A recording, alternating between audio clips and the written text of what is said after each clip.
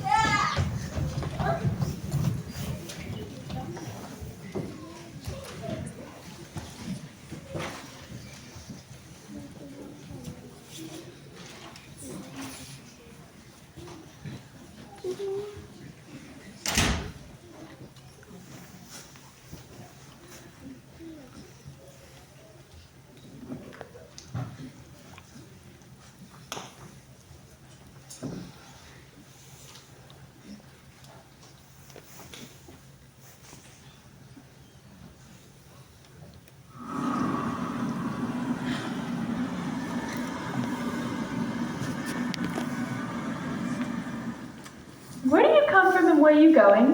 Look up, speak nicely, don't twiddle your fingers. I'm sorry. You see, I've lost my way. I don't know what you mean by your way. I'm the right queen, and all the ways about here belong to me. But why did you come here at all? I only wanted to see what your garden was like, Your Majesty. When you say garden, I've seen gardens compared with which you'd call that a wilderness. And I wanted to see if I could find my way to the top of that hill. When you say hill, I've seen hills compared with which you'd call that a valley. No, I shouldn't. A hill can't be a valley, you know. That would be nonsense. I've heard nonsense compared with which that be as sensible as a dictionary. This must be Looking Glass Land. It's marked out just like a large chessboard. A giant game of chess being played all over the world. If this is a world at all. Wait, I remember. If I can cross the chessboard, I'll become a queen. And if I become a queen, I can go home. That's easily managed. When you get to the 8th square, you'll become a queen. Come along. Faster, faster. Don't try to talk. Faster, faster. Are we nearly there? I'm getting cold. Nearly there. Where we passed it 10 minutes ago. Now, faster, faster.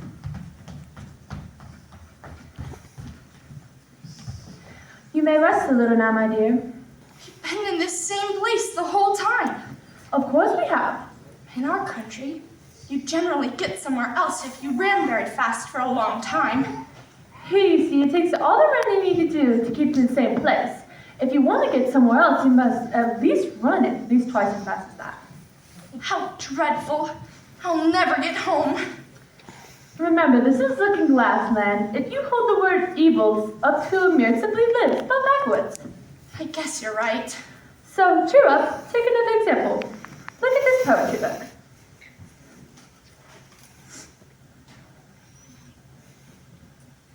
Why, it's backwards. Of course, you've come to the Looking Glass.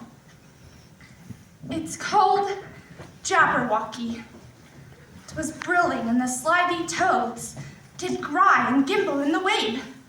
Oh, mimsy were the borogoves, and the mome brats outgrabe. Beware the Jabberwock, my son, the jaws that bite, the claws that catch. Beware the Jubjub bird, and shun the Frumious Bandersnatch. And as in uffish thought he stood, the Jabberwock with eyes of flame came whiffling through the tulgey wood, and burbled as it came.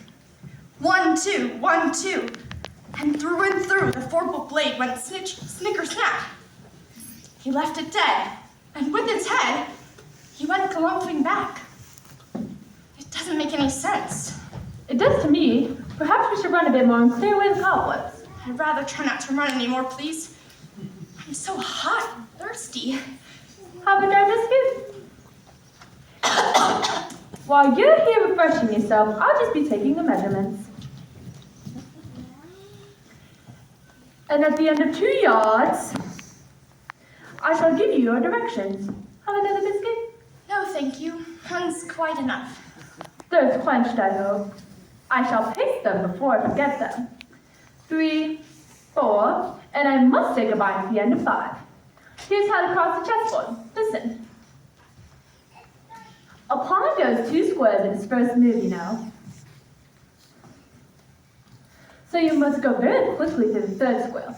And then you go to the fourth square in no time. But that square belongs to Tweedledum and Tweedledee. The fifth square is mostly water, and the sixth square belongs to Humpty Dumpty. You'll have to deal with him however you can. Have you nothing to say?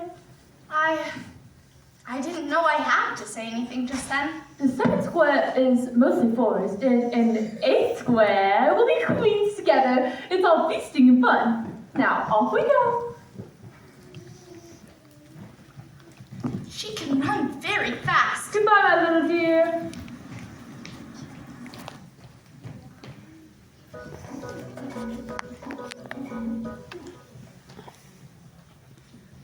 If you think with statues, you have to pay, you know.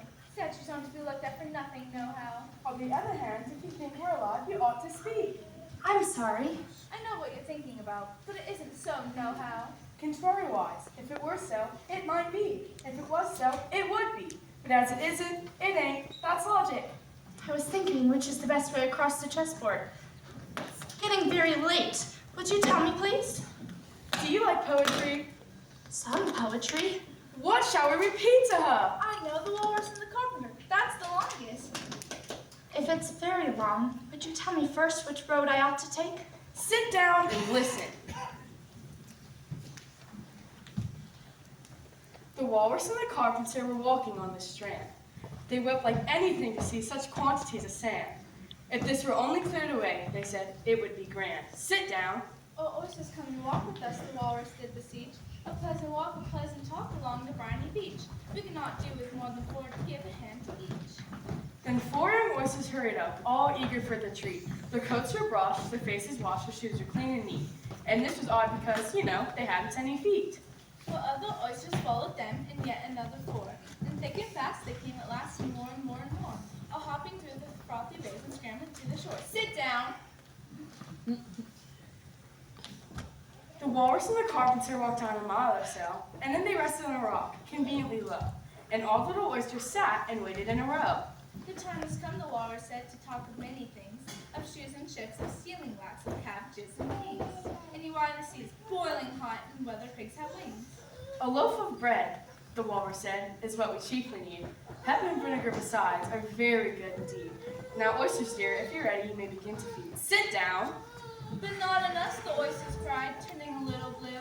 After such kindness, that'd be a dismal thing to do. The night is fine, the walrus said. Do you admire the view? It seems a shame, the walrus said, to play them such a trick. After we brought them out so far and made them trot so quick. The carpenter said nothing but, the butter spread too thick. Sit down. I weep for you, the walrus said. I deeply sympathize. The sobs and tears he sorted out, those of the largest size, holding his pocket handkerchief to his streaming eyes. One more verse. Oh, oysters, said the carpenter, You've had a pleasant run. Shall we be trotting home again? The answer came there none. And this was scarcely odd because they'd eaten every one.